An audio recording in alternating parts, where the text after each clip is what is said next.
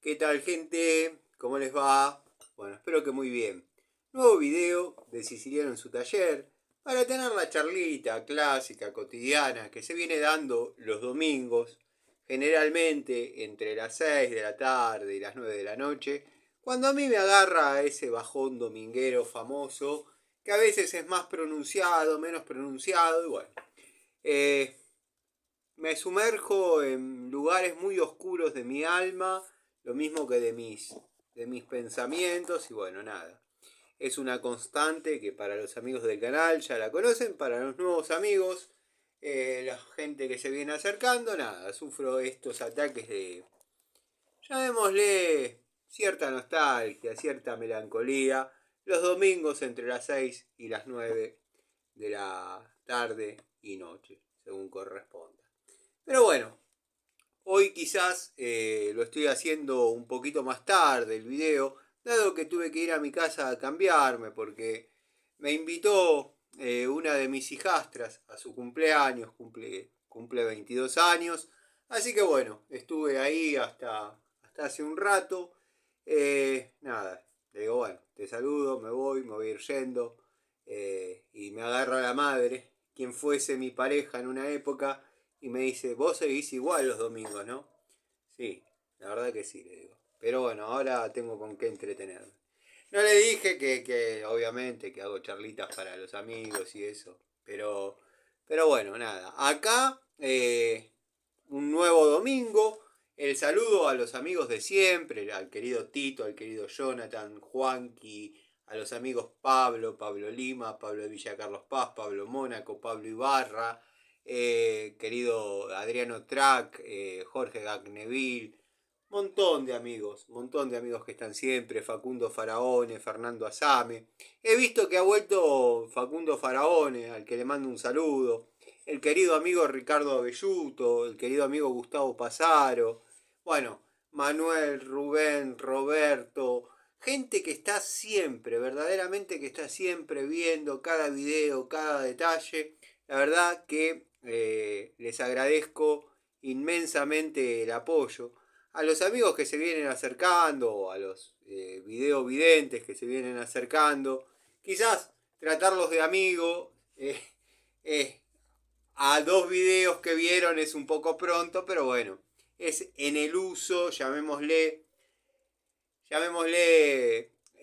amistoso de la situación, valga la redundancia de mis palabras. El que me quiere entender no tiene que hacer demasiado esfuerzo, no estoy diciendo nada del otro mundo. Después con el paso del tiempo nos vamos peleando, nos vamos involucrando y bueno, se va haciendo una relación de confianza, como ha pasado con el amigo Ubaldo, al que le mando un saludo. También le mando un saludo al amigo Carlos Ortiz, bueno, 09 Michael, un montón de amigos que están siempre. Siempre digo lo mismo, pero voy a hacer la listita. El próximo video que haga voy a hacer la listita y los voy a nombrar uno por uno, acorde al comentario que vaya leyendo.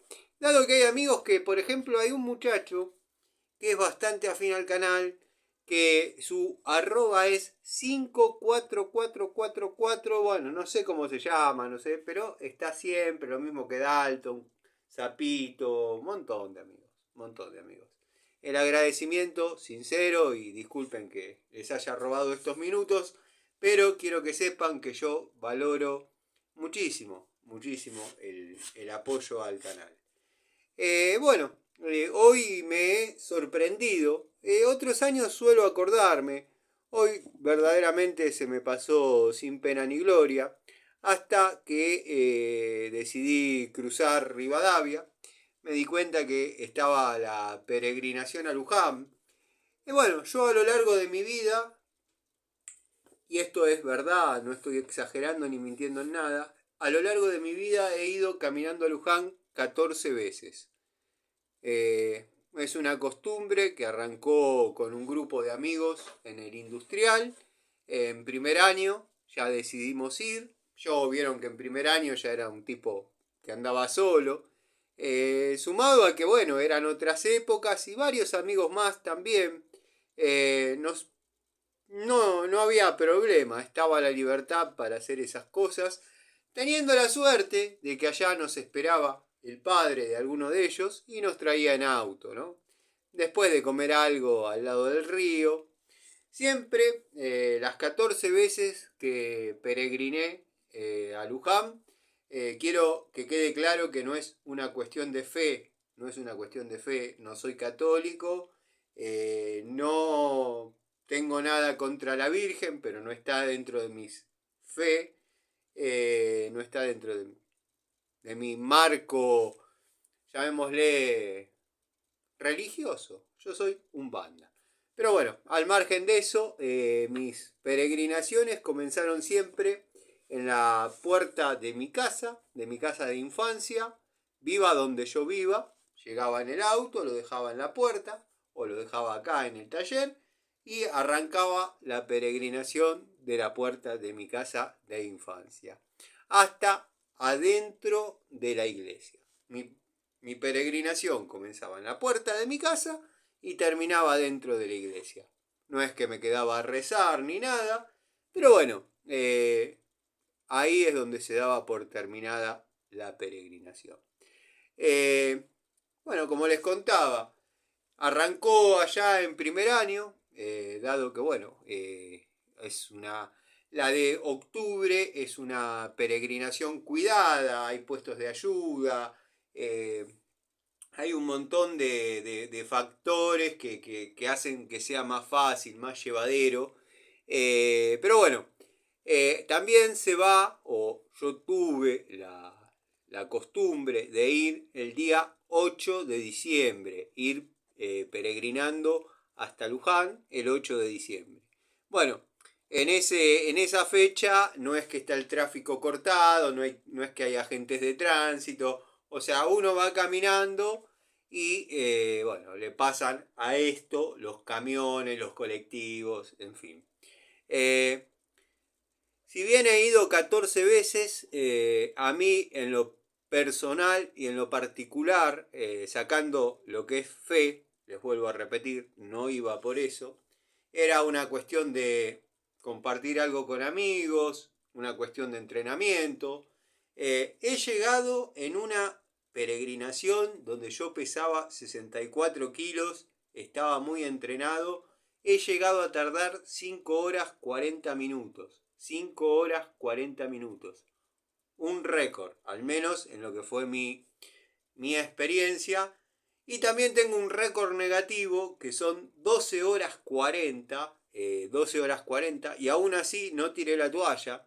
Lo que pasa es que nos agarró la lluvia entre un puente y otro, pero esas tormentas en serio. Y bueno, las ampollas de los pies se comenzaron a reventar, producto de andar con el calzado mojado. Después ustedes vieron que nunca me caractericé por tener buen calzado como para caminar esas distancias. Es más, si yo les dijese que un par de veces fui con botines punta de acero, muchos no lo creerían, pero quiero que sepan que es verdad. He ido así porque es el calzado que yo utilizo generalmente, utilicé siempre generalmente, y no los pamperos, chetardos, sino unos negros de goma que me acuerdo valían 44, 45 pesos en el año 2001. 44 pesos, un par de botines, punta de acero. Bueno, cualquiera diría son 44 pesos de ahora, no está tan mal. Sí, no, créanme que eran incómodos. Pero bueno, he estado muy bien entrenado en una época de mi vida. He puesto 5 horas 40 minutos como tiempo récord. Una distancia de 55 kilómetros. Siempre, obviamente, eso se coordina con amigos para que sea algo entretenido. Generalmente salíamos entre 2, 3, 4, 5 personas, que después los grupos ya se empezaban a separar, quedábamos 2 o 3 en un lado, otros 2 un poquito más adelante o un poquito más atrás. La consigna siempre fue no frenar al que puede ir un poco más rápido. No había celulares en absoluto. La última que fui había celulares con mensaje de texto. Verdaderamente era lindo. Combinábamos dónde encontrarnos, dado que a veces alguno llegaba un rato antes.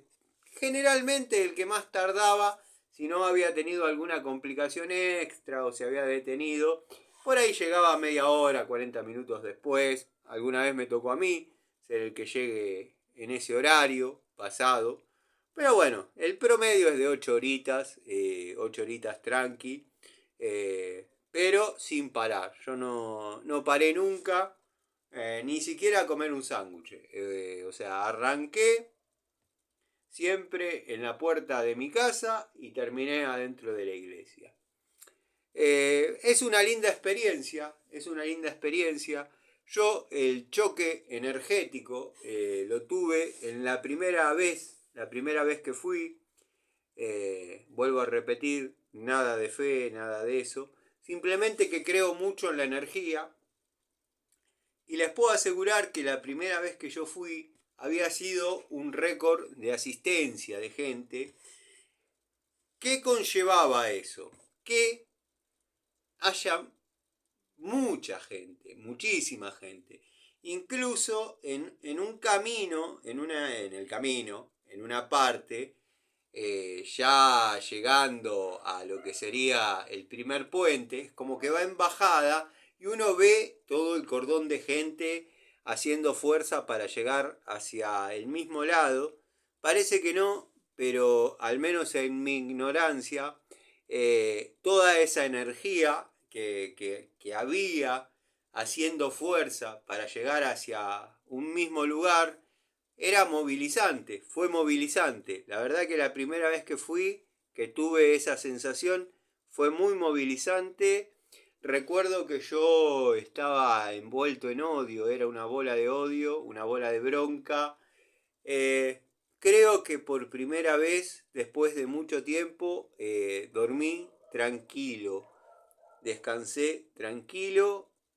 Cualquiera diría, y sí, con la caminata que te pegaste, no, porque no era algo que, no era una energía que uno no esté acostumbrado a gastar.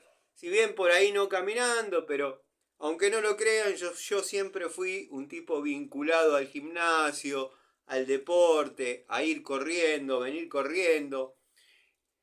Corríamos, yo y mis compañeros y mis contemporáneos, corríamos del industrial al taller, al taller, yo a lo de mi tío, corríamos, no teníamos tiempo que perder, dado que era a la mañana teoría, a la tarde taller, si querés ir a tu casa a comer algo, que no utilizábamos ese tiempo para ir a comer algo a casa, lo utilizábamos para irnos corriendo hasta la escuela 2 a ver a alguna chica, alguna amiga. Porque en el industrial no había chicas para ver. Pero estaba acostumbrado al desgaste de esa energía, pero nunca había descansado con tanta paz como la primera vez que fui caminando a Luján. Creo que ahí empecé a creer en lo que es las energías, tanto positivas como negativas. Sé que son creencias, esto se lo digo al amigo Gregorio, que yo sé cómo él piensa, pero tanta masa de gente haciendo fuerza hacia un mismo lado, yo podía percibir la energía de empuje. No sé si les puedo transmitir la sensación, eso lo tendrían que vivir y más de uno que haya ido lo puede llegar a decir si es que vivió la experiencia.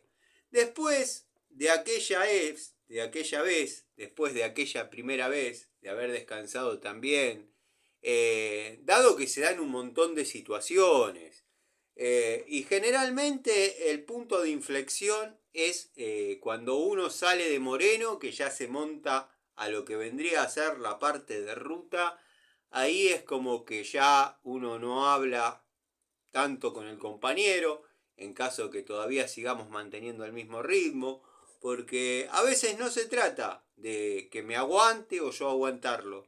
Podés picar, dale hasta donde puedas, nos vamos a encontrar en el mismo lugar. Y a veces uno queda solo con uno mismo y verdaderamente ese movimiento de energía ayuda a la introspección. Yo les puedo asegurar que en esa primera experiencia, en esa primera peregrinación a Luján, he tenido recuerdos borrosos, pero recuerdos al fin de mi estadía en Italia, en Nápoles, donde me veía frente a un piletón, dado que era como una especie de vecindad. Y todo eso cuando llegué me acuerdo que lo hablé con Alicia y me dijo, ahí era donde vivíamos cuando naciste y estuvimos un tiempo en Bagnone. Bueno, la verdad que la primera vez fue movilizante, descansé muy tranquilo, tuve un sueño hermoso del que no me quería despertar, la verdad no me quería despertar. Tuve de esos sueños que uno dice, voy a hacerme el dormido a ver si me puedo enganchar de nuevo. Bueno, no pasó. La segunda vez, obviamente con compañeros del industrial, en aquel momento, decidimos ir nuevamente. Quiero que sepan que ya no tenía esa sensación, simplemente era un caminar por un tema físico, por un ejercicio físico, por un trabajo de gimnasia, por hacer un poco de cardio, pero la verdad que no conseguí tener esa experiencia. La verdad que si sacando lo que fue la parte de entrenamiento físico y demás, podría decirles que simplemente valió la pena la primera vez. Las otras 13 podría no haberlas hecho. De hecho, la número 14 dije, acá se termina, no voy más y no fui más. Me han llamado amigos, vayan caminando, yo los espero allá con el asado. Y así se ha hecho y después he traído a algunos en el auto yo hasta que se llenó el auto. Otro amigo que fue con otro auto trajo a la otra parte de amigos y bueno. Nada, uno en el camino empieza a ver cómo la gente cae, cómo la gente se hace solidaria, uno con el otro. He visto gente que estaba por tirar la toalla y un peregrino delante mío lo agarró del brazo y lo ayudó y llegaron juntos a la iglesia. Y esas cosas son muy movilizantes, son muy movilizantes. Cuando dos personas que ni siquiera se conocen apuntan hacia el mismo lugar, nada, es una cuestión de unidad, de compañerismo, que bueno, nada.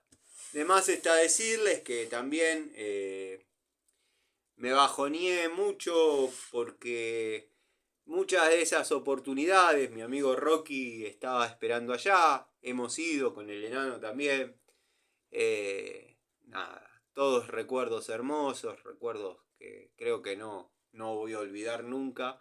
Si bien me gusta ir a Luján, pero voy en moto, ya no voy caminando, porque verdaderamente no me representa una sensación positiva más que haber logrado caminar hasta allá. Pero bueno, quería hacerles esa salvedad, quería comentarles eso, dado que no sé si alguna vez lo dije a lo largo de estas 4 temporadas, siempre se hicieron charlitas. Es más, en un momento, en alguna temporada me coqueteó la idea de ir e ir grabando en tiempo real hasta allá, pero bueno, hubiese sido algo bastante largo, tedioso, aburrido, pero qué sé yo, se me había cruzado la idea por la cabeza. Después vieron que tengo un organismo, un metabolismo que si yo me relajo, no les digo que me vuelvo como mantecol, pero tiendo a aumentar de peso. Si bien no pierdo agilidad, no pierdo elasticidad, no pierdo destreza, pero bueno, por ahí algunos de esos años no estaba en condiciones físicas como para caminar 55 kilómetros. Pero el cuerpo tiene memoria, o al menos es lo que nos inculcaba nuestro profesor de boxeo. El cuerpo tiene memoria y con modificar algunos hábitos, el cuerpo solo vuelve a su lugar. Yo, por ejemplo, suprimí lo que son las gaseosas con azúcar y suprimí lo que son las facturas. Y logré volver a mis 90 kilos. ¿Tengo la posibilidad de bajar un poco más? Sí, tranquilamente. Pero no. Sinceramente, en 90 kilos me siento bien. Es un peso que puedo llevar adelante, mantener, sin privaciones de ninguna índole y manteniendo la fuerza y la resistencia, porque parece que no. Pero bueno, a lo largo de los años el cuerpo va cambiando. Yo cuando les comenté que tardé 5 horas 40 minutos, yo pesaba 64 kilos. Si yo hoy pesase 64 kilos, y ya sería el esqueleto y un poco de carne arriba. Es increíble cómo con los años va cambiando lo que es la anatomía de uno. Y de esto puede hablar mucho el amigo Gregorio, porque sabe, es un tipo que sabe.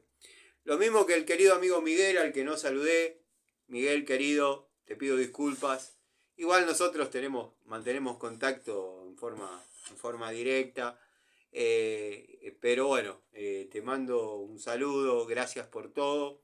Les comento a los amigos del canal que el amigo Miguel siempre, o generalmente, o cuando tiene la posibilidad, me manda algún link de alguna herramienta para comprar.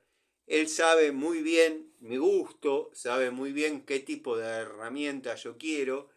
Y bueno, me ha etiquetado en 3, una a modo broma, pero las otras 2 ya estoy en tratativas de conseguirlas.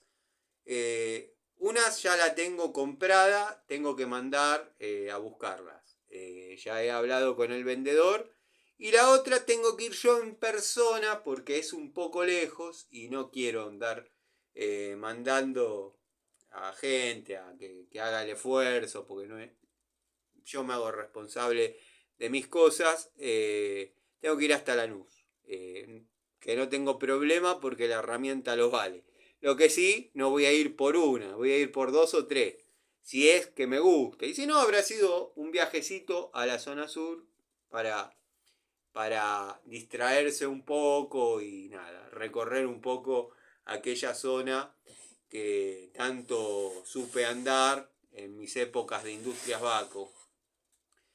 Si hablara de Industrias Baco, están los que dicen, no puede hacer otra cosa que hablar de Industrias Baco, no tiene futuro, no tiene pasado, no tiene presente. Llévate este paquete para Mendoza. Los amigos que conocen Industrias Baco pueden decir, pueden hablar, pueden comentar lo que fue, no sé, desconozco ahora. Hace poco se había comunicado conmigo Nelsito. Nelsito pero en aquel tiempo era un muchacho contemporáneo de mi edad que se ponía el mameluco en el vestuario al lado mío. Nos poníamos a bajar una toma de fuerza, a sacar un cilindro hidráulico, a cambiar una bomba hidráulica. Estamos hablando de una batea de 12 metros cúbicos. Así como terminaba, se bañaba en el vestuario con los obreros, con los operarios, y se iba a la facultad a estudiar ingeniería. En cambio, el otro hermano, bueno, era más tendido a nada, a otro tipo de cosas. Lo mismo que el hijo de Nelson Severino Bacola. Nelson Severino Bacola era, porque bueno, ya me he enterado que está que está mirando crecer el pasto de abajo para arriba. Si bien era algo obvio, pero bueno, hasta que uno no se lo dice. Don Severino, el padre de Nelson, vivió hasta los 98 años. Me acuerdo que cuando iba a la fábrica, y esto en otra época hubiese sido un desastre, hubiesen llovido denuncias. Es más, me bajarían el video por contarlo, me van a bajar el video quizás por contarlo. Pero cuando iba Don Severino, el padre de Nelson Bacola, el dueño de quien les hablo, la secretaria, la contadora y no me acuerdo si la chica que servía el té en lo que es las oficinas, tenían que ir todas con pollera y el viejo las ponía contra la pared y bueno, nada, anécdotas de aquella época. Después quedó internado en un geriátrico Severino y falleció. Nelson Bacola, que es el abuelo de este muchacho, que es con quien yo me vinculé bastante, era el dueño. Se saltó una generación, la verdad, volcó toda la experiencia, todo lo que les estoy diciendo a su nieto, porque bueno, el hijo, Daniel Bacola, siempre se lo tuvo catalogado para tareas menores, hacer las compras había un área que estaba cerrado, que se firmaba cada vez que uno retiraba materiales, herramientas, las pocas que quedaban, ¿no? Y bueno, si quisiese hablar de herramientas de ahí, si a uno se le zafa una llave por apretar un reactor de 22, bueno, dejémoslo porque si no es darle mucha trascendencia, pero si se borraba la estría de una llave de 22 por aflojar el tornillo de un reactor, sea lo que carajo sea, la llave de 22 en Industrias Baco se usaba para poner la tuerca de los farolitos de los camiones. Con eso les digo todo. Pero bueno, había un área que se llamaba almacén. Ahí uno iba y pedía los materiales necesarios, herramientas que iba a utilizar, firmaba que las retiraba y después se devolvían. Y obviamente a uno le devolvían un valecito que decía que había devuelto las herramientas que había retirado. Quien estaba a cargo de lo que era el almacén, como le llamábamos, se le podría haber llamado pañolo, bueno, era Ernesto Granara, boxeador. El enano tendría 1,58 m aproximadamente. Ernesto Granara era boxeador profesional. Hizo unas cuantas peleas, algunas de ellas a caballo. La verdad que considero que pudo haber llegado más lejos, pero bueno, quizás no tuvo suerte. Está bien, era como en la calle cuando un pibe juega en un club y lo ven jugando a la pelota y dicen, este es Maradona. Y capaz que en una cancha de verdad no puede ni siquiera alcanzar a los jugadores, por decir un ejemplo. Pero Ernesto Granara ha tenido un par de peleas con Acabalo, que Acabalo peleaba con Gatica, no era joda. Pero bueno, recuerdo también que los viernes se hacía un asado, dado que había una casilla, que era la casilla del sereno, me acuerdo. Y había una parrilla atrás. Y los viernes, los muchachos que éramos afines, porque también estaban las divisiones, o sea, había 4 o 5 grupos de gente que se odiaban entre sí, pero todo quedaba ahí adentro. No vaya a querer venir alguien de afuera a atacar a alguien de adentro porque se pudría todo. Pero los muchachos que éramos afines, por ahí decíamos, el viernes comemos un asadito, todos juntos, bueno.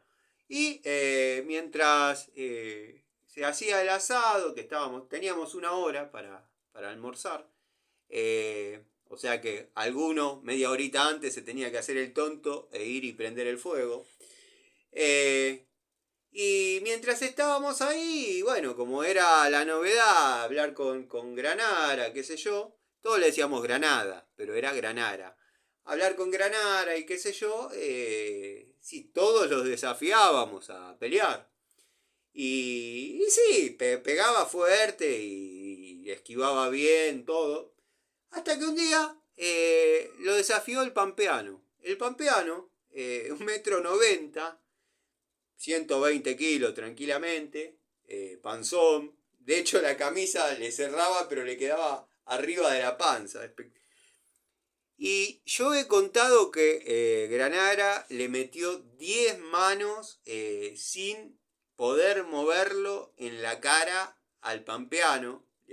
Granara le tiraba, le tiraba, le tiraba, le tiraba, le tiraba y no lo lograba conmover. A todo eso el pampeano le tiraba también, no lo podía enganchar hasta que lo enganchó en una. Lo enganchó en una así, ¡pum! Lo mandó a dormir abajo de un chasis de semi. Lo tuvimos que ir a despertar con los muchachos. La verdad fue increíble ver eso. Después de ahí ya se le animaba a cualquiera, a Granada, pero bueno, fue una linda experiencia en Industrias Baco. Los que conocieron o bueno, conocen, ahí todos son cuñados, primos, o al menos era así en aquella época. Yo lo que tiene, que he notado y me lo han hecho saber muchas veces, lo que pasa es que las personas que me lo han hecho saber no eran su palabra no era importante para mí. Ejemplo, la madre de mis hijas. Me dicen, no, vos siempre te quedaste en la letanía del pasado. Bueno, quiero que sepan que esas palabras no usó porque no las maneja, pero sí sabe la composición del acero S2, seguro, sin googlearla. Y me doy cuenta que me quedé atrás, porque yo les cuento estas anécdotas. De hecho, en una época había aparecido, que me dio mucha alegría, había aparecido el sobrino de... El hijo de Quique Latapié, el sobrino de Raulito. Raulito era el pintor. Raulito era el pintor. Cuando la caja volcadora se terminaba de ensamblar, de armar, de dejar montada sobre el camión, se llevaba a pintura. Bueno, en pintura se hacía lo que era la parte de electricidad, que de electricidad era muy básico y muy tranquilo. Había que hacer prender las lucecitas de arriba, las lucecitas laterales. ¿Se acuerdan la época que a la derecha se ponía la lucecita roja, a la izquierda la lucecita verde? Por ahí algunos que venían más completos venían con luces de giro laterales, o sea, a lo largo de la caja volcadora se hacían los puentes que llevaban un cable que no salía de otra cosa que no era el farol o la ficha del farol, a que prendan y apaguen las luces de giro en conjunto con las del camión. Pero bueno, por ahí cuando se trataba de semi, tenía que tener 2 luces blancas arriba con 3 luces verdes. Eso indicaba que era un semi. En fin, había un montón de cosas para hacer de electricidad. Por ejemplo, en los acoplados había que hacer los enchufes pentafásicos, que no eran otra cosa que una manguera de cables que uno la enchufaba en un lado, la enchufaba en el otro. En este lado teníamos todas las llegadas del camión y de este lado teníamos todas las llegadas a lo que sería el acoplado. Entonces, bueno, había que conectar el puente, que se llamaba enchufe pentafásico, que quedaba como una especie de cable telefónico, llamémosle, de aquella época, conectando las luces del camión al acoplado. En fin, anécdotas, que me colgué hablando, me colgué comentando. Pero bueno, la idea de esta charlita, de este video, era mirar un poco y tratar de limpiarla. No sé cómo voy a hacer, porque vieron que yo posiciono.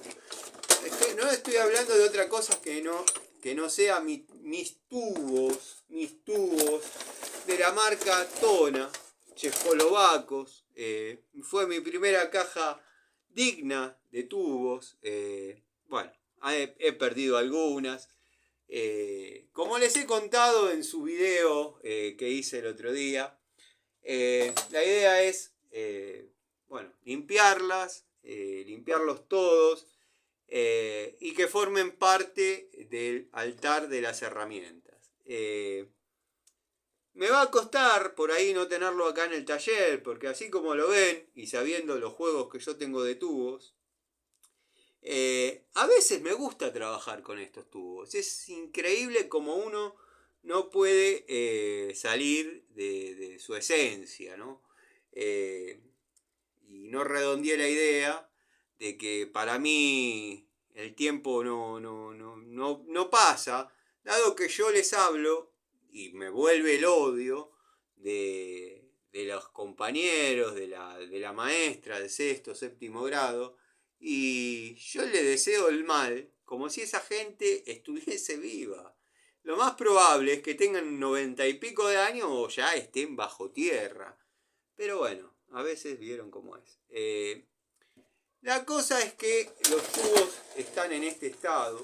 La idea sería sacarlos, lavarlos.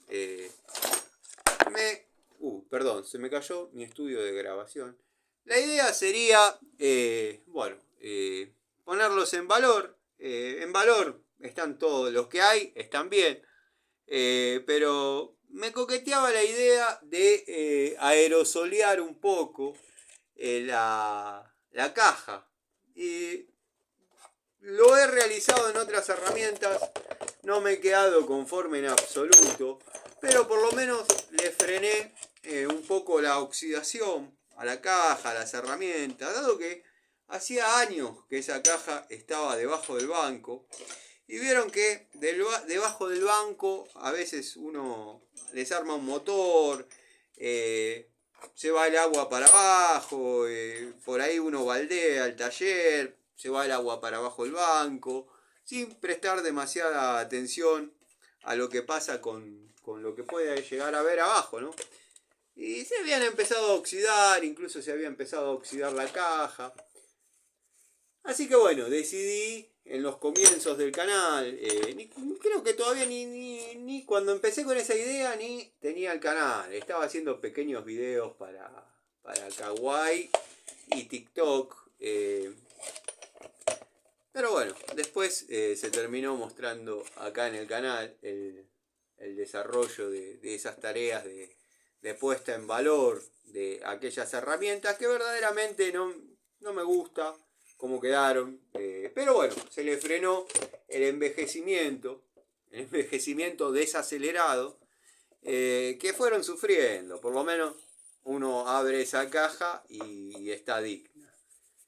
Yo los voy a ir limpiando unidad por unidad. Tendría que haber sacado nafta de alguna de las motos o del auto. Bueno, tengo acá un poco, pero no creo que me alcance para todo lo que quiero limpiar. La idea tampoco es aburrirlos, la idea es pasar el bajón dominguero y también, ¿por qué no?, avanzar un poquito con esto de las herramientas para el altar. Acá tenemos un 16 de Inafor.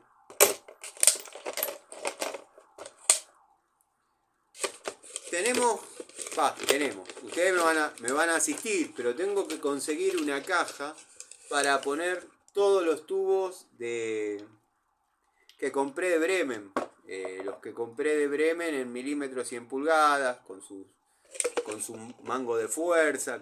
Quiero armar ese elenco, dado que bueno, ahora en el taller, si bien la que trabaja todos los días es la caja SFI, herramientas que trabajan, esta cajita es una de las unidades de apoyo que estoy utilizando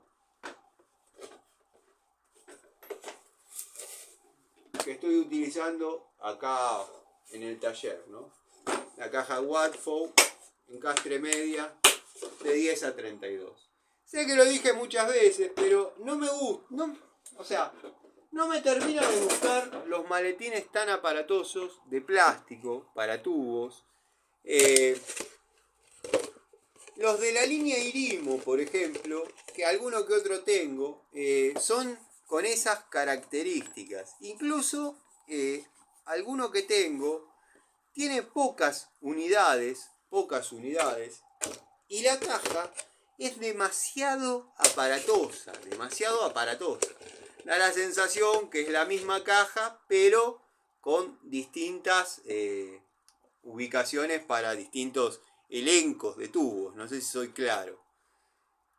Pero bueno, esos maletines que a mí quizás no me gustan tanto, yo les puedo asegurar que ustedes les paran la rueda del auto arriba y la caja no se rompe. Es increíble la resistencia que tienen esos maletines. Así que bueno, nada. La idea es ordenar un poco. Acá hay algunos tubos chinos. ¿Se acuerdan de la caja que compré? Caja de herramientas que compré cuando chico a pagar por día. Bueno, alguno que otro ha quedado. Acá hay un 17 que este está rajado. No sé si se aprecia. Este está rajado. No tiene sentido tenerlo en la caja. Así que tenemos 23.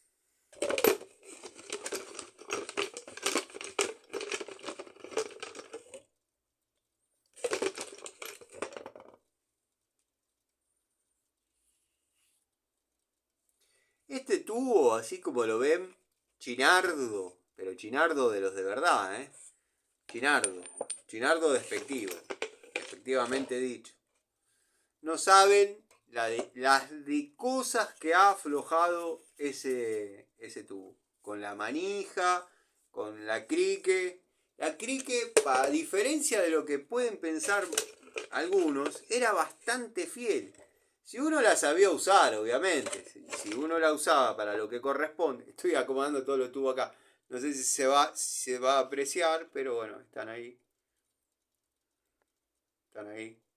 Observen el efecto. 2 horas y media de edición tuve. Bueno. Volvemos a poner el sombrerito para no le dé tanto la luz. ¿Qué les estaba diciendo? Bueno, me olvidé. Pero cuestión que ese tubo, chinardo, ha aflojado cada cosa con sus correspondientes manijas y demás.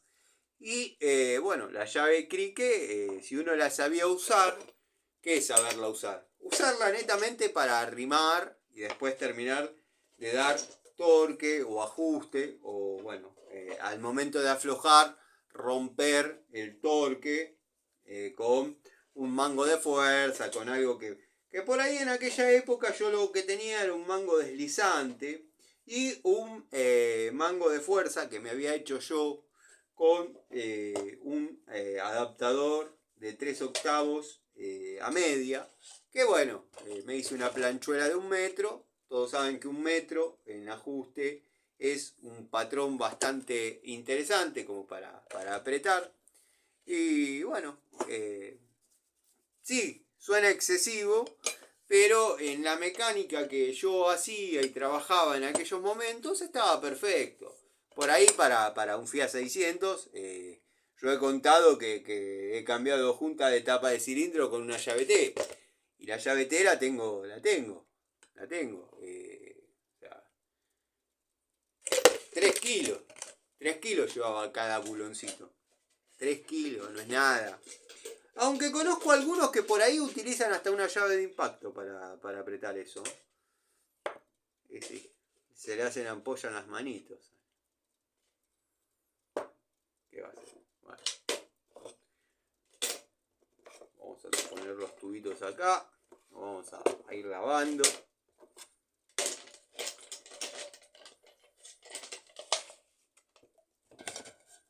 Vamos a hacer una leve limpieza para sacarle la grasa, el aceite que pueda llegar a tener, alguna que otra humedad. Y vamos a tratar de limpiar lo que es la caja. que es así, está bastante fea. Se ensucia, uno nunca, o mejor dicho, es tanto el valor que uno le da a estas cosas que nunca nunca se termina de desapegar y bueno, por ende tampoco están jubiladas en teoría hace años, pero siguen haciendo cositas en el taller. Tubito de 716 de aquella época. Estos tubos no eran chinos, eran de una marca nacional que seguramente el amigo Gregorio puede llegar a dar una idea de qué estoy hablando. Yo me acuerdo, o sea, no me acuerdo en este momento, ¿para qué les voy a mentir? Pero incluso tengo llaves T de esta misma marca que, bueno, han osado hacer tubos bastante básicos, pero fieles. Tenía el elenquito completo, algunos se han ido perdiendo, otros no. Pero bueno, para que se den una idea, las llavecitas T que fabricaban eran de esta línea. A mí se me ha salido el fierrito. Tampoco eran de lo mejor, pero así y todo, miren, con los años que esto tiene, sigue estando incluso ni siquiera marcada. Y se ha cansado de apretar y de aflojar tuerquitas y bulones de cabeza hexagonal 10 milímetros. O sea, los motores chiquitos, generalmente se trabajaba todo con eso, con la llavecita T y en 10 milímetros, 10, 11. Pero no me puedo acordar la marca. Tendría que ir hasta la mañana, si tengo tiempo, a la bulonera Brom. Miren, acá hay otro de la misma marca que les digo. A la bulonera Brom, que tiene el exhibidor de las llaves T de aquella época. Las llaves T no eran de lo mejor, pero eran unidades fieles, eran unidades que no faltaban en ningún taller.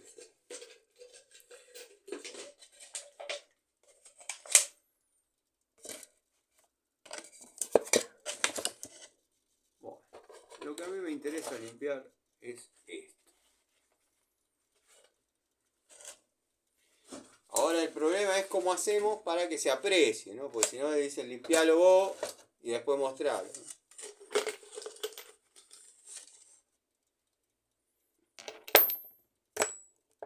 Para que se sequen los tubitos. Vamos a pasar un trapito. El amigo Ubaldo me sugirió que no la limpie, que no la pinte la caja. Y creo que tiene razón. Esto demuestra el paso de los años. Sí, quizás le voy a matar un poco lo que es el óxido. Y me coquetea la idea de matarle el óxido y laquearla. Esta caja ha andado conmigo por todos lados. Esta caja no salía del baúl del auto. Subía y la bajaba todos los días. O sea, ha trabajado muchísimo. Ha trabajado en todo lo que se pueden imaginar. Y bueno, ha pagado las consecuencias, ¿no? Pero bueno, después empezaron a llegar las unidades sueltas, las cajas Raselli. Todo parece que fuese hace tan poquito y hace tantos años de todo esto que ya es verdaderamente un programa de Volver, del canal Volver. No sé si todavía sigue estando, pero sí debe estar. Ya no miro televisión. Ahora me dedico a ver youtubers. Hoy vi un youtuber con una pico francesa apretando un alambre. Antes que ver algunas noticias terribles en el noticiero, prefiero matarme de la risa de algunas cosas. Después igual, ya terminando la charlita, para no aburrirlos con este tema, vamos a dedicar unas palabras. Ustedes saben cómo son.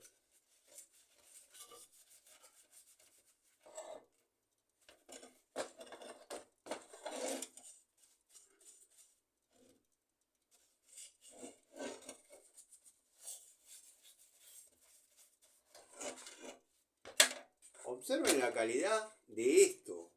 Observen el espesor. No sé si se puede apreciar el espesor del plástico. Esto es plástico, no es el acrílico que estamos acostumbrados, que venían los jueguitos de 1/4 y 3/8, ahí que eran como un vasito de yogur negro. No, esto era lo bueno de aquella época. Yo lo debo haber dicho, los compré en Bulones Brom. Es una bulonera que está en Bursaco. Me ha dicho el amigo, me ha comentado el amigo Cobursa en una de las tantas veces que cité la bulonera. La verdad no sé ni siquiera si siguen existiendo, pero calculo que no los mismos dueños. Debe haber otra gente. Y si están los mismos dueños podrían ser, porque somos contemporáneos. Cuando arrancamos eran pibitos y yo también era un pibito. Pero hace 30 años atrás. Y he comprado muchas herramientas grandes de las que yo tengo, las he comprado en Bulones Brom.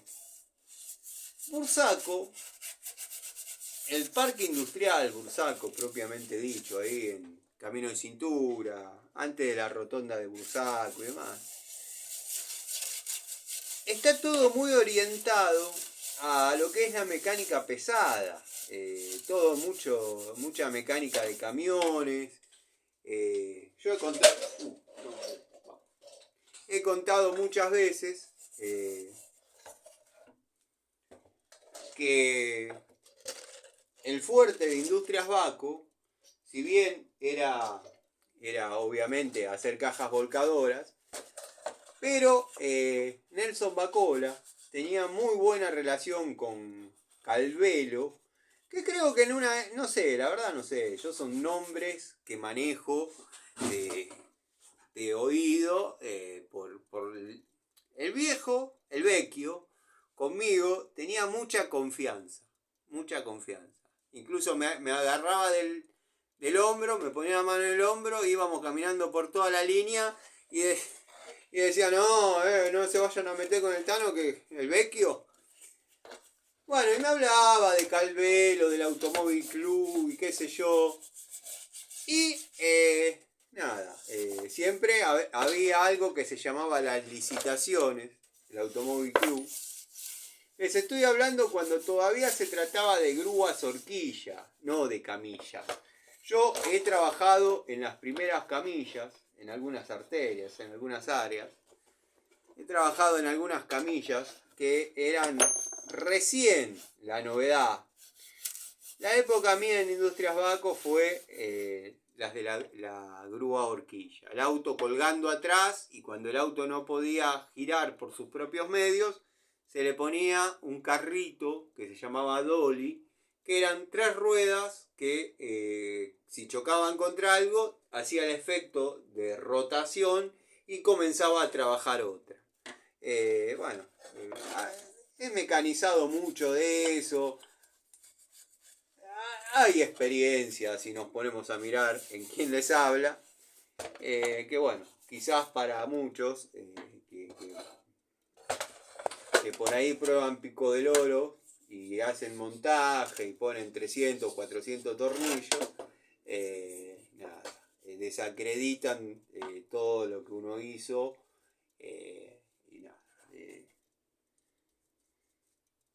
Habría que ver cómo se comportan habría que ver cuántos sobreviven ahí adentro ese tipo de personas, ¿no? O cuánto hubiesen sobrevivido, porque calculo que ahora debe estar todo ya un poco más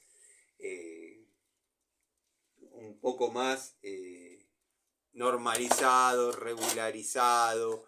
De hecho, en los juicios laborales, había juicios laborales, y a mí, el vecchio, Nelson Bacola, me ponía de testigo. Yo tenía que declarar en contra de él, pero estaba todo arreglado.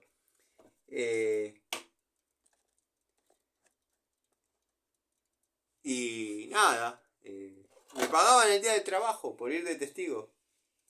Pero bueno, nada, anécdotas de aquel momento. La cosa, que es cuando me fui por las ramas,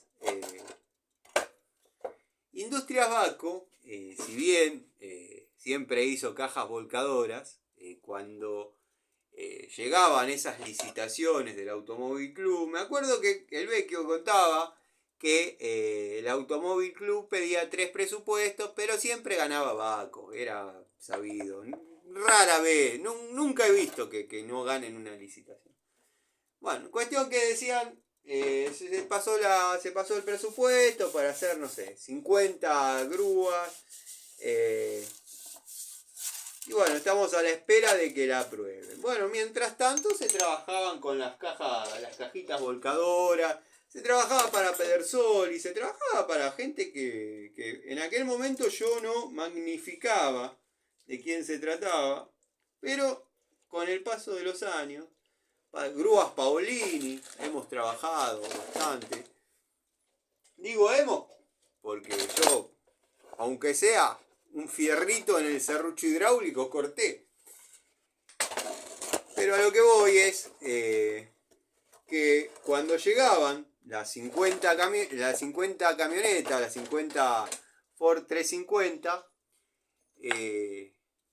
todas las cajitas de corralón, las cajas volcadoras, que por ahí era una cajita o un autocargador de contenedores, todo eso se hacía en talleres, talleres de ahí, de por ahí, no estaban hechos en Industrias Baco.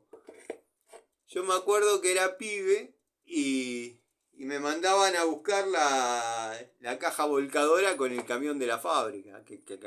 El camión de la fábrica lo puse en marcha yo. Es un camión que se armó completo. Cada uno hizo lo que podía o lo que tenía tiempo. Pero se armó desde el chasis. La cabina era la cabina de un Fiat 619. Hasta donde me acuerdo. La verdad que no me acuerdo tanto. Y tenía un motor. ¿Qué motor tenía? No les quiero mentir. Pero me parece que era... No les voy a decir una cosa por otra porque no sé. La verdad que no sé qué motor tenía. O no me acuerdo qué motor tenía. Pero se le hizo el montaje de todo. Se sacó el camión armado en la fábrica porque el proyecto era ensamblar camiones. Bueno, había muchos proyectos que quedaron ahí, quedaron a mitad de camino porque bueno, Bacola no tenía ganas de innovar demasiado. Pero bueno, todas esas cajitas que pertenecían a corraloneros, incluso acá en el barrio hay un corralón que se llama Pereira, que yo le he llevado el camión a que se lo carrocen. Y el viejo Pereira, que ya no está entre nosotros, quedó su hijo Jorgito y la nieta, me preguntaban, ¿y cómo va el camión? Y si pensaba, si vos supieras que está tirado en el mismo lugar que lo dejé. No, lo estaban por hacer no sé qué cosa. Le estaban por poner la toma de fuerza. ¿Qué? ¿Recién van por ahí? Dije, el viejo Pereira ya sabía de cómo era una volcadora. ¿Recién van por ahí? No lo puedo creer. Sí, no, pero ya está la caja terminadita. Simplemente hay que hacer el montaje. Y al otro día iba y le decía al viejo, hay que darle cuerda al camión de Pereira porque me está preguntando a mí. Vos no te preocupes, decirle que llame a la oficina que le vamos a decir. Y bueno, cosas que pasaban en aquella época. Es increíble e inexorable que todo se mueva alrededor del billetazo. Es así. La fábrica se aguantaba con las cajitas de por ahí mientras salía una licitación grande del Automóvil Club, como cuando fue lo de las basureras Martin y Martin. Cuando salían una licitación, que ahí sí, se perdió más guita que otra cosa, porque no era el fuerte de la fábrica, no se sabía cómo encarar, no estaban bien sacados los centros. Después pasaba que los recolectores de residuos cargaban cualquier cosa que encontraban. De hecho, a mí una noche me mandaron a hacer la recorrida con los muchachos y ver qué falencia había en la basurera. ¿Por qué reventaban así los cilindros hidráulicos? Bueno, yo me senté al lado del camionero, salimos a la recorrida y me puse a mirar a ver qué era lo que podía estar pasando. Y lo que pude detectar o lo que pude deducir, o es al menos lo que yo le comenté al viejo Bacola, es estos muchachos se ve que están acostumbrados a otro tipo de volcadoras o tienen algún punto flaco ahí. Las compactadoras, si dije volcadoras en algún momento quise decir compactadoras. Seguramente las compactadoras de Baco tienen algún punto flaco que estos muchachos están acostumbrados a que no tenga, porque vienen al trote y cargan. En las obras en construcción metían las bolsas de escombro, cuando no importaba el plomo, el bronce, o sea que todo eso se tiraba, lo cargaban así como venía. Pasaban por los talleres, tiraban amortiguadores, bloc de motor. Entonces, eso no se puede compactar. La fuerza hidráulica, nada. La fuerza hidráulica, los que miran este canal más o menos saben de qué se trata, no se la puede frenar. La fuerza hidráulica empuja, empuja, empuja y revienta. Si tenés suerte, te vuela una manguera, pero por ahí revienta en otra arteria. Entonces, bueno, nada, quedaban las basureras de Martín y Martín hechas pelota, porque a todo eso se atrasaban los muchachos con la recolección. Todo acarreaba un montón de complicaciones que verdaderamente, bueno,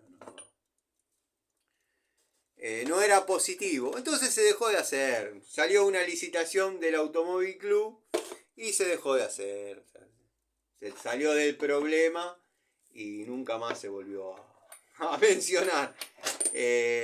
No era lo más aconsejable para la fábrica hacer compactadoras de residuos. Sí, autocargador de contenedores, sí, bueno, el fuerte eran las volcadoras, las bateas de 12 metros. Y también tenían falencias, alguna que otras falencias en los autocargadores de contenedores. Donde se da otro problema era en las cajas de vuelco lateral. Hay cajas que vuelcan en forma lateral únicamente. Y hay otras que se denominan triple vuelco.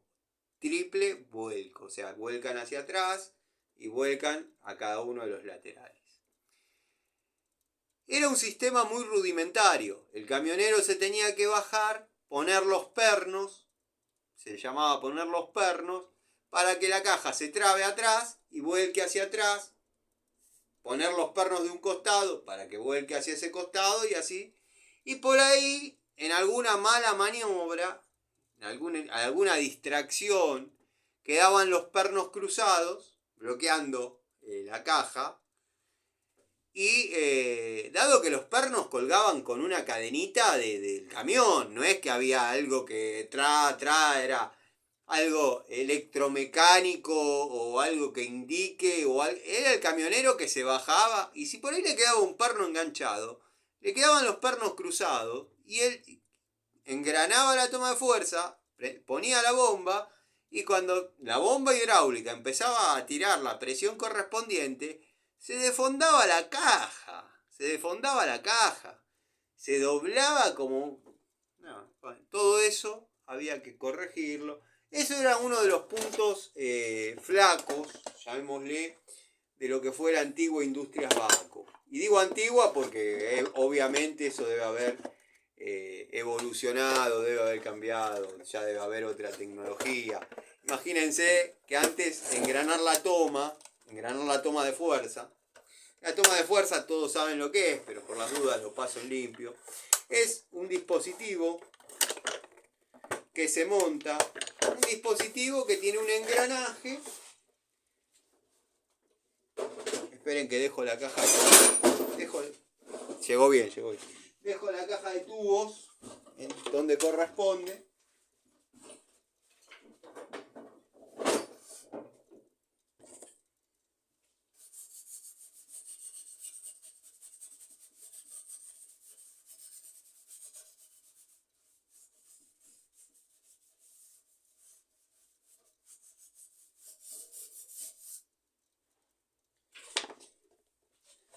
La toma de fuerza no es otra cosa que un dispositivo compuesto por un eje, donde va a salir una cruceta y un cardan, que va a hacer girar la bomba, y un engranaje que tiene movimiento. Ese movimiento se comanda desde arriba del camión. ¿Cómo es la situación? En el camión viene provisto en la caja de velocidades una tapita donde se saca esa tapita y se monta lo que es la toma de fuerza. Con los mismos bulones que tienen la tapita, está preparado para que la toma de fuerza se haga solidaria en un engranaje que queda girando en punto muerto. Queda girando con la fuerza del motor. Entonces, el camionero, cuando llega, pisa el embrague, que eso era lo que se le decía para que no la hagan pelota tan rápido. Pisa el embrague, los sincronizados frenan la caja y engrana la toma. O sea, hace que el engranaje de la toma de fuerza se haga solidario a la caja. Al hacerse solidario a la caja, empieza a girar la bomba hidráulica. La bomba hidráulica empieza a levantar la presión y obviamente levanta el cilindro. Una vez que volcó, se abre lo que es el retorno de aceite, el peso de la caja hace que el cilindro se descargue y bueno, vuelva el aceite al tanque de aceite. Era algo elemental. Después, en los camiones Scania, que eran como la vanguardia, la avanzada, de hecho yo los he manejado ahí adentro y nada, era increíble manejar todos camiones 0 kilómetros, en su mayoría. Era increíble cómo cambiaba de manejar un Mercedes 1215 a una Scania 111, por ejemplo. Era otra cosa. Bueno, para los Scania, que era, digamos, el chetaje de lo que eran los camiones en aquel momento, se hacían los mandos neumáticos. Los mandos neumáticos, que se podría decir que eran muy similares a lo que es la apertura.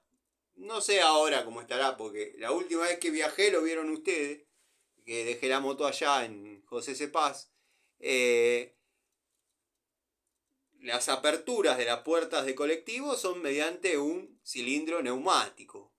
El chofer abre la puerta, cierra la puerta, o al menos era así antes. Los mandos de la toma de fuerza en los Scania se accionaban con un cilindrito más chiquito, pero también eran neumáticos, más chetos. No andaba engranando ahí, no era otra cosa que una varilla con una bocha negra que engranaba. Y lo que se le trataba de decir a los camioneros era que cuando llegaban al lugar, paren a cero y tengan la precaución de pisar el embrague, aunque sea 3 segundos, para que se frene la caja, porque si no, engrana con los engranajes girando. Pero no, si andaban apurados, venían engranando la toma al mismo tiempo que iban llegando, y bueno, eso en las tomas de fuerza, bombas hidráulicas, cilindros hidráulicos, crucetas de la marca NIR, Norberto Ismael Rocha, no había problema. Estaban tan bien hechas, que aguantaban todo ese tipo de maltrato. Cuando el ingeniero Mustafa vino, vino porque vino a la Argentina, ingeniero Mustafa brasilero, Nelson Bacola le pidió de que todo lo que se compraba acá a talleres como Sabatini, la tornería de Micheli, que el amigo Nico Scarone, te vuelvo a citar, amigo, en su casa de infancia, vivía a media cuadra de lo que era el galpón de Micheli, tornero. Eran todas tornerías que torneaban para la fábrica, netamente para la fábrica. Y resistían muy bien todas esas desprolijidades de los camioneros. Cuando se empezó a hacer todo importado, que venía todo de Brasil, ya lo he contado varias veces acá en el canal, pero nos hemos cansado de tener que descargar camiones a pala, porque habían reventado los cilindros. Lo mejor que podía pasar era que se hayan volado todos los dientes del engranaje de la toma de fuerza, o que se haya jodido la bomba, y no que haya reventado el cilindro hidráulico. Pero me acuerdo que con Tito Martínez lo mirábamos de abajo y ya le veíamos sangrar el aceite y decíamos, no, no te la puedo creer. Va a haber que vaciar la caja palada. Así era. Vaciar la caja paladas.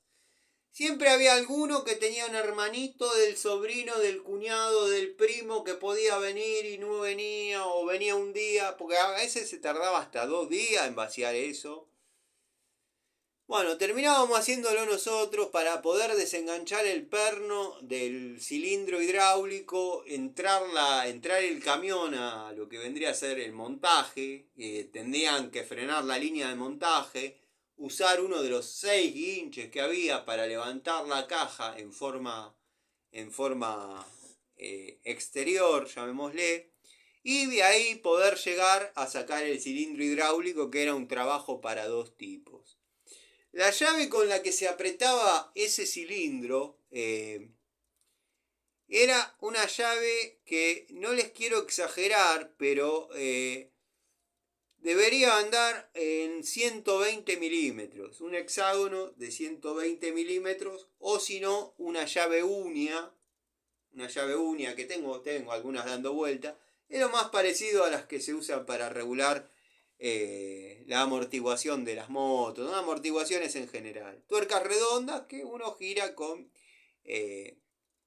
llave de uña. Por eso les digo que yo sé que las herramientas no se utilizan nada más que en mecánica, que no se utilizan nada más que en mantenimiento. Pero bueno, ya vamos a llegar a eso. Pero bueno, nos volvíamos locos con Tito Martínez. Tito Martínez tenía una particularidad. Ya me enteré que unos años antes de que bueno, yo me fui de esa fábrica, yo ya lo he dicho en otro video, que yo había entrado por una pasantía del industrial, seguí yendo, ya después recibido. Fue el famoso año que me tomé para después pensaba seguir con mis estudios de derecho. Seguí yendo a la metalúrgica. Bueno, seguí ese año, y seguí unos meses más.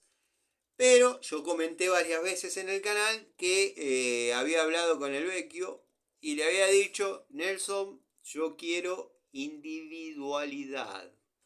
Yo quiero trabajar no bajo patrón, bajo sus órdenes voy a estar siempre, pero no bajo sus reglas, sus normas. Quiero ser tercerizado. Me encanta trabajar acá, pero tercerizado. Se daba el factor que yo siempre fui un tipo muy libre, pero muy libre. De hecho, yo estoy desarrollando una tarea, un trabajo, y digo, yo llego hoy, me propongo hacer desde acá hasta acá, y me voy, se acabó. Si lo hago en 5 minutos o me lleva medio día, yo en ese lapso de tiempo, cuando desarrollé la tarea, me voy. Ahí se entraba a las 7 de la mañana, a las 12 del mediodía, se salía de lo que era el galpón para ir a comer a donde uno pueda o quiera, y a la 1 se volvía a entrar hasta las 5 de la tarde. Por ahí, si el loco, como le decíamos, se iba temprano, que lo veíamos pasar en su Mercedes-Benz, 5 menos cuarto íbamos y nos bañábamos para a las 5 ya estar camino hacia lo que era la portería. Porque parece que no, los que... de hecho, yo tuve un compañero en aquel momento, que lo llamábamos Lulo.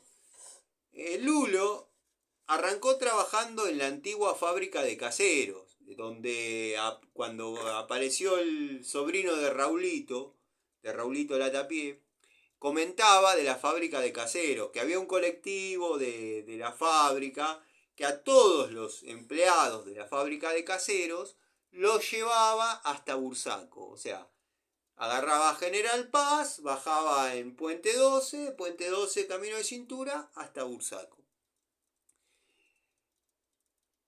Obviamente, Bacola, que no era ningún gil, que mataba 2 pájaros de un tiro. Tengo los operarios que saben laburar y además me ahorro de indemnizarlos. Cuando se jubilen o se vayan porque quieran, bueno, será otro número. Entonces, bueno, habían puesto el colectivo que lo manejaba Antoñito y nos levantaba en Liniers. Yo algunas veces tomaba el 1, iba hasta la General Paz, o sea, bajaba en Ciudadela, tomaba un té ahí en un barcito que hay o había, donde por ahora es el Bingo. Y pasaba el colectivo de la fábrica. Y bueno, después ya me iba en la Coupé Torino, pues ya me rompía la paciencia. Yo le ponía 35 minutos y yendo en el colectivo de la fábrica era como una hora y algo. Entonces me iba en la Torino y listo. Como ya había arreglado con Bacola que yo no trabajaba, prefería trabajar como tercerizado. El viejo me marcó la cancha, me dijo, perfecto, vos entrá a la hora que querés, salí a la hora que querés, vas a presentar una factura por la tarea que se te encomiende en contaduría, se la vas a dar a Mirta, Mirta era la contadora, Mirta me la va a pasar a mí y yo voy a decir si está bien o está mal. No, pero eso sería un presupuesto, no una factura. No. En base a tu factura y en base a la tarea yo voy a determinar eso. Siempre era un tema. Pero nunca dejó de pagar el viejo. La verdad que en ese aspecto... Y bueno, me dijo no, y ya, salvo que sean herramientas especiales o puntuales, vas a tener que traer tus herramientas, si bien vas a entrar a la hora que querés y vas a salir a la hora que querés, vas a cumplir las tareas que se te encomienden. Si las haces en 5 minutos es problema tuyo, si las haces en un día y medio es un problema tuyo, que no se atrase la línea, que no... Si hay que hacer mantenimiento en compresores, sacar de servicio uno. Había como 6 compresores de no sé, 6 metros seguro de largo, todo neumático. Ahí se trabajaba en serio. Dios mío. Dios mío, y que un salame me venga a decir que con una pico del oro y la puta que lo... Bueno, cuestión que... nada, ahí tuve que empezar a comprar mis herramientas en Bulones Brom.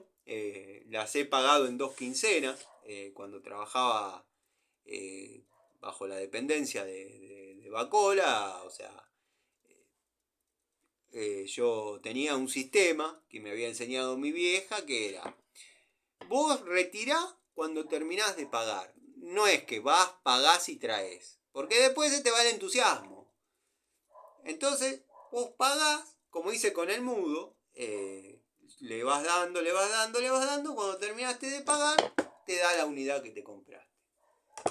Si vos te atrasás o no podés, no importa, no había nada establecido, le vas llevando y listo, no le estás debiendo. Ese era el sistema con el que yo me manejaba. Con el mudo corría la desgracia que decía, sí, yo quería este modelo, Made in Sweden, y no me mandaron Made in Sweden, me mandaron cualquiera. Bueno, el mudo me hacía lo mismo, yo quería la que decía Baco, tanto, Y me dice, no, siempre me daba la unidad que yo había pedido, pero no era la que yo quería, la que había guardado con mi nombre, bla, bla, bla. Ah, hoy en día son perlitas, por ejemplo, un Abaco 80 estoy diciendo bien. 8071, no, perdón, un Abaco 0671 cromada, Made in Sweden, hoy es una perlita, están los videos acá en el canal, lo puedo reproducir, la tengo colgada ahí. Pero bueno, en el momento era una frustración agridulce, producto de que yo quería la pavonada clásica 71 que decía Open 26 milímetros, toda la bola, y el tipo me cambiaba la...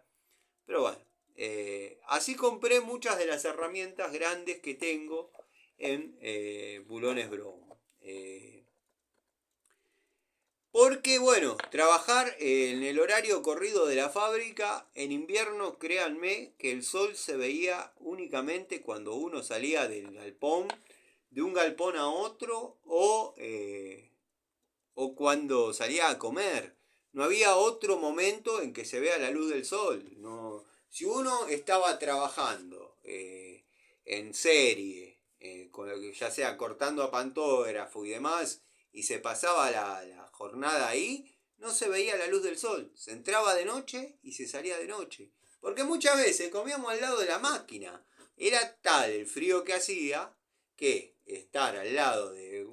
Estaba cortando con oxiacetileno. Imagínense la temperatura que había. Uno está, no les digo que en remera, pero con una camisa de trabajo, salía del portón para afuera, vientos huracanados. Y uno comía ahí al lado de los fríos. Entonces no se veía la luz del día. Yo no podía vivir así. Yo no podía vivir así. Nunca pude vivir así. Es el día de hoy que yo, por ejemplo, mañana tengo que ir a José Cepaz. Yo mañana me propuse hacer desde acá hasta acá. Lo desarrollo en 10 minutos, 2 horas, media hora, un día. Es la tarea que yo quiero hacer. Pero no, nunca pude trabajar así. O sea, pero bueno, ahí es donde compré muchas herramientas grandes, la mano de Bulones Brown. Llaves que hoy por hoy uso esporádicamente, pero allá se usaban todos los días. Por eso a mí, cuando me vienen con el montaje de el premontaje de un reactor o no sé qué pelotudez, que el otro día, está bien, el amigo que me lo mandó, el audio, me mandó el video, lo mandó con la mejor de las ondas para joder un rato, de la parte que dice vas a hacer el premontaje de un reactor, un agitador, no sé qué, y se zafó y el operario. Y yo empecé a leer los comentarios de ese video, donde el tipo se la da de campeón, se la da de que la tiene reclara, de que sabe un montón.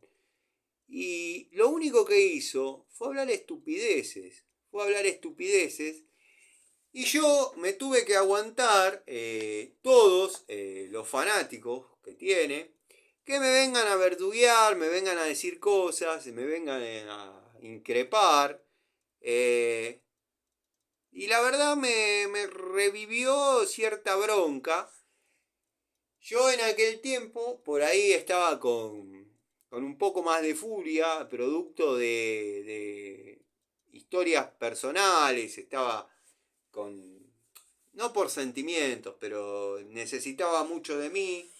Alicia, mi madre biológica, no mi vieja, necesitaba mucho de mí, por ahí estaba alterado, no daba abasto, tenía los quilombos de la ponderosa, los quilombos del taller, y estaba un poco alterado, entonces yo sentí como que estaba por ahí siendo injusto o estaba volcando mi bronca en una persona que a mí por ahí no me había hecho nada. Hoy lo veo a la distancia y me doy cuenta que yo tenía razón. Las pruebas que hace no sirven para un carajo, y lo digo abiertamente. Las pruebas que hace de la pistola de impacto, probar un tubo, y es lo último que voy a decir, y bueno, ataquen atacadores, acá estoy. Pero si no, yo lo voy a decir y listo. La verdad que me parece un pelotudo, a mí, no quiere decir que lo sea, porque hay que cuidar que no se sienta insultado, que no se sienta amenazado, que no se sienta dolido. Me parece un pelotudo, me parece que las cosas que hacen carecen de cualquier tipo de rigor técnico, será muy universitario, trabajará para la empresa más cheta en herramientas de todas, pero no deja de ser un número más, no deja de ser un número más. Eh, no es que Juan Gilti se va a morir o se va a fundir si el tipo no está. No es que tenga una idea brillante sobre herramientas. El tipo que se le zafó una llave y se lastimó, en la famosa anécdota que cuenta y prueba las llaves con la pistola de impacto por ese motivo, me parece una pelotudez bárbara. Hemos desarmado cilindros de 8 pulgadas. El tipo desacreditando todo lo que uno pudo haber hecho en su vida, lo digo por mí, cuando seguía jugando con tornillitos y martillos y poronga, cañitos en la morsa, el tipo desacredita y echa por tierra todo lo que uno hizo. Y viéndolo a la distancia, la verdad que me siento, ya no, pero me sentí bastante zarpado por un tipo que lo que hace carece de rigor técnico, siempre apuntó a hacer eso, a hacer lo que hoy es, y no lo van a poder negar, porque lo vengo diciendo hace un montón. Logró lo que él quería, que le manden herramientas, si le gusta se las queda, si les gusta se las queda, si no las vende. Listo.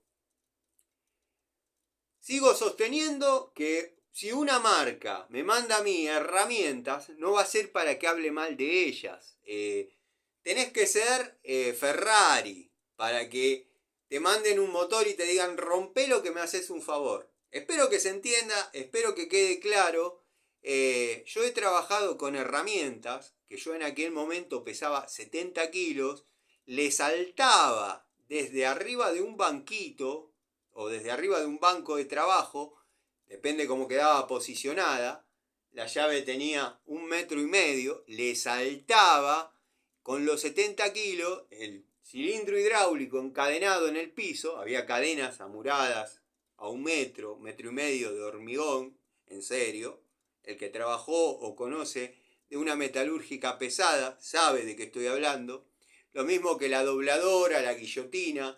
Si yo les hablo de esas máquinas que pesan 6 toneladas cada una y les digo están amuradas 3 metros bajo tierra en hormigón, créanme que es así, créanme que es así. Y cuando me pongo a pensar, ¿no? Me puse a pensar un poco con la soberbia, la altanería, la altanería, la soberbia, con que hace esa devolución sobre por qué prueba de esa manera tan impresentable, innecesaria y estúpida las Pico del Oro, está echando por tierra toda la experiencia que uno pudo haber juntado a lo largo de los años. Yo nunca me metí con su experiencia, jamás cuestioné que haga bien o no las cosas. Sí que todo eso carece de rigor técnico y de exigencia, donde vieron que un tubo de alto impacto se pruebe apretando o aflojando una tuerca rueda. Eso es todo lo que tiene el tubo para dar. Y no me vengan con bla bla bla, bla bla bla, bla bla bla. Porque empiezan. No, que quería ver cómo se comportaban, no, las pelotas. Primero que el que conoce un poquito de mecánica sabe que una tuerca de rueda lleva torque, porque se deforma la llanta. Sobre todo ese modelo que él estaba trabajando tiene tuerca cónica. Si lo pasa de ajuste, se deforma el cono, como pasa en el Torino. El Torino, como cualquier otro auto, si vienes a apretar una tuerca de rueda, que eso lo hace cualquiera, todos dirán, ah, hasta mi señora le cambia la rueda al auto. Sí, no se lo niego a nadie.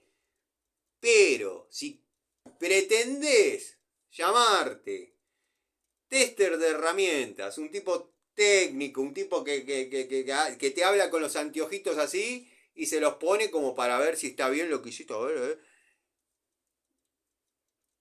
Cuanto menos que estudie que esa tuerca lleva un torque controlado, porque se daña la llanta. Eso se hace con cualquier llave cruz. Y no me vengan con dos motivos obvios y estúpidos. Uno, que simplemente él la quería mostrar. Dos, no tenía dónde probar. No tenés dónde probar, no agarres las herramientas para probar. Es así de sencillo.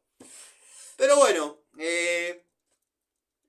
a mí me importa tres carajos porque tengo una idea creada sobre Durol y sobre todas las marcas que él muestra. Sí, defiendo algunas, porque yo mismo las probé y me dieron los mismos resultados. Pero las que él se nota que le pusieron la herramienta, en teoría, o alguito más, no sé, por ahí vos probás una, pero te mandamos 4. Él mismo dice que las vuelve a vender. Todo lo que yo dije, que era, ¿cómo va a decir eso de alguien tan inmaculado, tan buen tipo, tan buena persona? Que no estaría haciendo nada malo tampoco. No estaría haciendo nada malo tampoco. Si al tipo le dieron 5 pinzas, mostrá una, listo. Pero es un infomercial. No deja de ser un infomercial. ¿Qué es un infomercial? Les informo que está este producto a la venta. Tiene estas cualidades, estas características, bla, bla, bla, bla. Va muy bien, bla, bla, bla, bla. Listo, hermoso. Ya está, se terminó. ¿Quieren hacer una prueba? Sí, vamos a hacer una prueba. Vamos a traer cable, vamos a cortar cable. Listo, cortó, perfecto. Eso es un infomercial. Mostrar netamente las cualidades o las características positivas de una cosa. ¿Vos me vas a decir que esto no tiene un defecto? ¿Vos me vas a decir que esto no tiene un defecto? ¿Que es perfecta la herramienta? ¿Vos me vas a decir que esta es perfecta? Entonces, ¿para qué carajo existe Nipex? ¿Qué diferencia hay con Nipex? No compren más Nipex. Compren de estas porongas y ya está. Sencillo. Y puedo darme el lujo de decirle poronga porque yo la pagué, yo la compré y yo la usé. Y yo sé de lo que hablo. Pero que venga un tipo con soberbia, altanería, que él es el rey, el dios de las herramientas. ¿Quién te cree que sos? ¿Quién te cree que sos? Fíjate los videos que hacías 4 años atrás, cuando mostrabas pinzas con los mangos encintados. Bueno, ahí, volvé a tu esencia. No te volés mucho, no te volés mucho. Estás bastante flojo técnicamente, bastante flojo. Demostrá todo lo que sabés hablando de Hilti. Demostrá todo lo que sabés, que ahí yo me callo la boca, porque no sé nada. Lo más cerca que estuve de una herramienta Hilti fue en tu casa. No tengo la más mínima experiencia. Pero no me vengas a decir que yo no sé probar una pico del oro, o que un reactor, o que la poronga, porque la verdad que no. No. Y la soberbia y la altanería que tuviste de esa época tenía razón yo. Nada más que esta vez no te digo nada. La otra vez sí dije, no, lo voy a ir a buscar. No, olvídate. No, eso no va a pasar. Al contrario. El día que me cruces en el oeste, como si vos, el que va a pegar la primer piña vas a ser vos. Yo simplemente me voy a defender. Así que no te sientas amenazado, no vayas a la comisaría de la mujer. O andá, haz lo que quieras. Pero tratá de no ser tan soberbio y altanero porque verdaderamente te falta mucho todavía. Como a mí también en otros aspectos. Pero sobre lo que yo puedo hablar mucho. Les mando un saludo a todos, espero que anden bien. Nada, cerramos el bajón dominguero. Me sentí zarpado, me volví a sentir zarpado. De hecho, bueno, como dije, no sé si redondeé la idea, pero dije, yo vengo un poco, en aquel momento, cuando fue aquel momento, digo, vengo un poco alterado, capaz que el chabón es buena onda, conmigo no ha tenido buenas actitudes. Las buenas actitudes eran que todos opinemos lo mismo, que Rucci es una maravilla. Para mí Rucci es una poronga, la pico del oro no sirve, De hecho, yo voy a modificar una que no me pidieron que devuelva. Por ende, después de 1 año y medio, 2, considero que es mía. Si no es así, se las mando de vuelta. Me chupo un huevo, eso sí, que me paguen el envío. Compraré otra y la modificaré. La voy a modificar como a mí me gustaría que quede. Con una anatomía, una ergonomía cómoda a la mano. Yo la voy a modificar a la Pico del Oro para que sea algo parecido a lo que debería ser. Le voy a hacer algunas áreas por donde libere la presión, para que vean que no están hablando con un pelotudo como el que quieren hacer pasar. Pero claro, la buena onda era esa, tirar todos para el mismo lado, no. Yo la verdad que en esa no entro. Nada, gente, nada. Se está por largar a llover. Y bueno, como les estaba diciendo, capaz yo pensé, digo, no, capaz que estoy medio alterado, estoy siendo injusto, lo llamé, le dije disculpa. El tipo tomó eso como en su video que hace en la Camio Hilti. No, el tipo se humilló, vino, me pidió disculpas, yo ya di una oportunidad, yo ya perdoné, para, ¿qué eso? Digo, anda ahora a la policía, anda donde quiera, anda a la policía cibernética, anda a la comisaría de la mujer, anda a lavarte las tetas. Chao, gente, les mando un saludo.